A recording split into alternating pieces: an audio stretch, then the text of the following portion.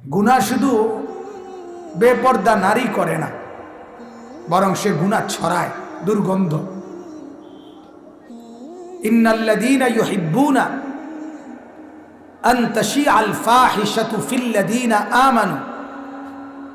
আল্লাহ তাআলা কোরআনে বলেন, নিশ্চয়ই যারা ঈমানদারদের সমাজে, মুমিনদের পরিবেশে যারা অশ্লীলতা, বেহায়াপনা, ফাহিশা, অশ্লীলতা এবং বেহায়াপনা ছড়াবার আগ্রহ করে, যারা চায় অশ্লীলতা ছড়িয়ে দিতে, আল্লাহ তাআলা বলেন লাহুম আযাবুন আলীম, আমি আল্লাহর পক্ষ থেকে তাদের জন্য রয়েছে অত্যন্ত পীড়াদায়ক, কষ্টদায়ক, ভয়ানক আযাব।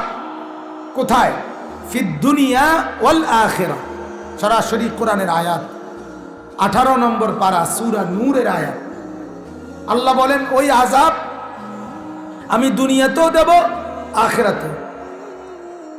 এজন্য বেহায়া নারী সুখে থাকে না কোনোদিন। এ ঘুরে যা, মানুষের দেখাই যা, কিন্তু সুখ পায় না, সুখ মিলে না। অসভ্য যুবক, বেহায়া যুবক সুখ পায় না। মদের নেশা আরো নেশা বাড়ায়, জুয়ার নেশা আরো জুয়ার নেশা বাড়ায়, নারীর নেশা আরো নেশা বাড়ায়, নাটক, সিনেমা, নর্তকীর নাচ দেখার নেশা আরো নেশা বাড়ায়, পাগল বানায় ফেলে, অস্থির বানায় ফেলে, মাতাল বানায় ফেলে। তো সুখ কোথায়?